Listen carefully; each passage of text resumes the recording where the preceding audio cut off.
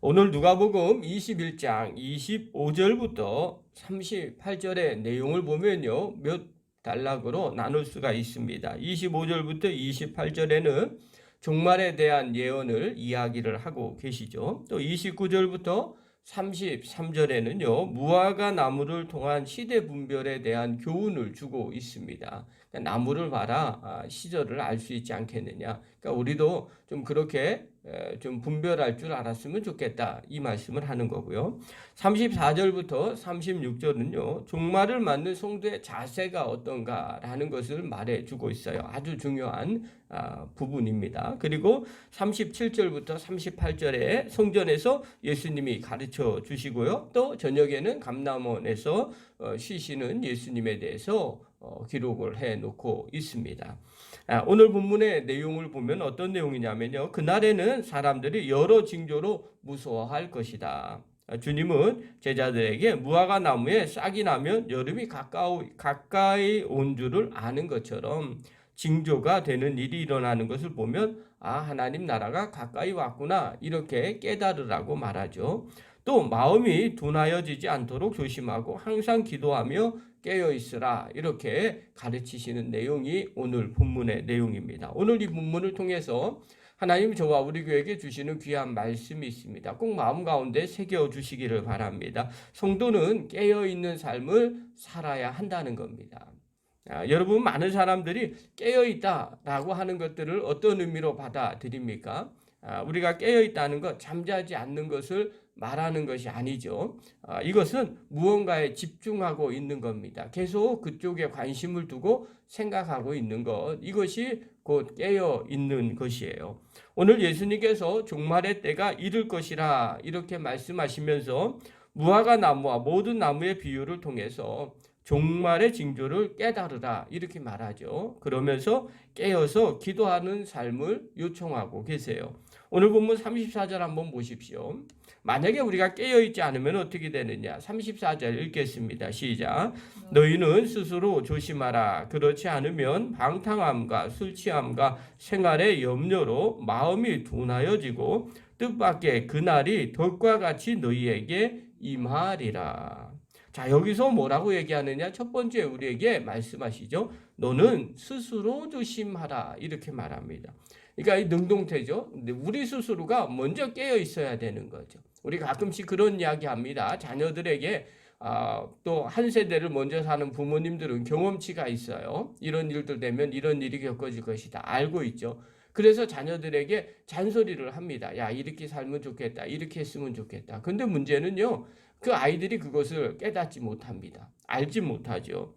왜냐하면 아무리 얘기해줘도요, 이게 진리의 말씀인지 본인들이 경험해봐야 아는 거예요. 그런데 본인 스스로가 그것을 깨닫잖아요. 그러면 정말 다른 선택을 하게 됩니다. 그러니까 우리의 신앙도 마찬가지예요. 가끔씩 우리가 그런 경험이 있어요. 저 사람 왜 저렇게 살까? 좀 이렇게 살면 정말 좋을 텐데. 이렇게 믿음이 좋은 사람이나 먼저 믿는 사람들이 이야기할 때가 있거든요.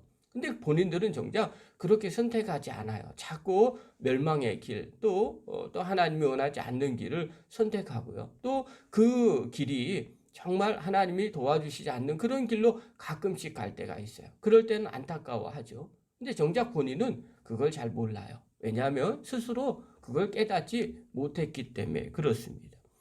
여기서 스스로 조심하라고 이야기하죠. 신앙생활은요, 항상 내가 깨어 있어서 내가 조심해야 됩니다. 내가 먼저 그것을 생각하지 않으면요, 옆에서 아무리 얘기해도 소용이 없게 되죠. 자, 그런데 어떻게 해야 하느냐? 만약에 조심하지 않으면 어떻게 해야 되느냐? 여기서 스스로 조심하라, 이 단어의 원어는요, 어떤 의미를 갖고 있냐면 자신에게 주의하다, 이런 뜻을 갖고 있어요. 주로 경계를 할 때 사용하는 단어입니다. 그러니까 우리가 늘 스스로 내가 구원받을 사람인가, 종말의 때가 왔는가, 날마다 경계를 해야 된다는 거죠. 확인하고 또 확인하는 거예요. 그것을 주의하면서 바라보는 거죠. 그러면서 이야기를 하죠. 만약에 그렇게 하지 않으면 어떤 일이 벌어지는가. 방탕함과 술 취함과 생활의 염려로 마음이 둔해진다라는 겁니다. 마음이 둔해지는데 방탕함과 술 취함과 생활의 염려로 둔해진다고 이야기하는데 이 방탕함의 원어는요. 크라이팔레라는 단어입니다. 뜻이 어떤 뜻이냐면 술 취한 상태를 의미합니다. 여러분 방탕하다 술 취한 상태가 되면요. 경계를 하고 싶어도 할 수가 없습니다. 사물을 제대로 인지하지 못하게 됩니다. 그러니까 우리가 진짜 술을 먹어서 이렇게 된다라는 의미가 아니죠. 우리가 스스로 경계하지 않으면 이렇게 사물을 인지하지 못하는 상태가 되어 버린다는 겁니다. 그러면 경계를 할래야 할 수가 없죠. 방탕함, 술 취함, 그리고 생활의 염려 때문에 이런 일들이 벌어지게 되는 거죠. 결국 마음이 둔해지는 겁니다. 마음에 둔해진다라는 이 뜻은요. 피곤이 내리 누른다 이런 뜻이에요. 생활의 염려로요. 세상 사랑하는 것, 또 세상에 관심이 너무 많다 보니까 피곤이 내려 눌려지는 거예요. 그래서 정작 신경 써야 될 것, 종말의 때, 마지막 때 우리의 신앙에 깨어있는 거에 신경을 쓰지 못하게 되더라는 겁니다. 결국 이런 상태가 되니까 어떻게 해요? 술이 취해지고 그 다음에 주변의 경계를 제대로 하지 못하고 피곤하고 짓눌려서 제대로 그것을 파악하지 못하고 세상에 먹고 살기에 급급하는 그런 상태가 되어버린 거죠. 이걸 가리켜서 성경은 영적으로 잠을 잔다 이렇게 표현합니다. 여러분 우리가 영적으로 잠자는 자가 깨어나야 되겠죠. 그러기 위해서는 어떻게 해야 되느냐? 스스로 경계해야 된다는 겁니다. 사랑하는 성도 여러분, 우리가 마음이 무뎌지면 경계할 수가 없습니다. 관심이 다른 데로 가면 제대로 경계할 수가 없습니다. 방탕함과 술 취함과 생활의 염려로 마음이 둔해지면요. 그날에 관심을 두지 않습니다.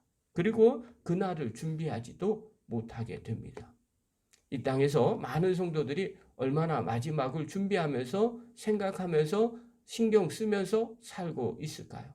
여러분, 내일 하루만이라도 먼저 생각을 하는 사람들은요, 오늘 선택이 달라집니다. 오늘 이 선택이 내일 어떤 결과를 가져올까? 그것만 생각을 해도요, 전혀 다른 선택을 하게 됩니다. 그러나 의외로 많은 사람들이 오늘만 선택하고 오늘만 산다는 그런 생각을 갖고 있는 분들이 의외로 많이 있습니다. 자, 그렇다면 어떻게 마지막을 신경 쓰고 종말을 준비해야 될까요? 예수님은요, 제자들에게 이렇게 당부를 하십니다. 36절 한번 보십시오. 36절입니다. 읽겠습니다. 시작. 이러므로 너희는 장차 올 이 모든 일을 능히 피하고 인자 앞에 서도록 항상 기도하며 깨어 있으라 하시니라. 항상 기도하면서 깨어 있으라고 말씀합니다. 깨어 있는다는 것은 앞에서도 얘기했죠. 계속해서 신경을 쓰는 겁니다. 관심을 갖는 겁니다. 그런데 어떻게 그걸 관심을 갖고 있어야 되느냐?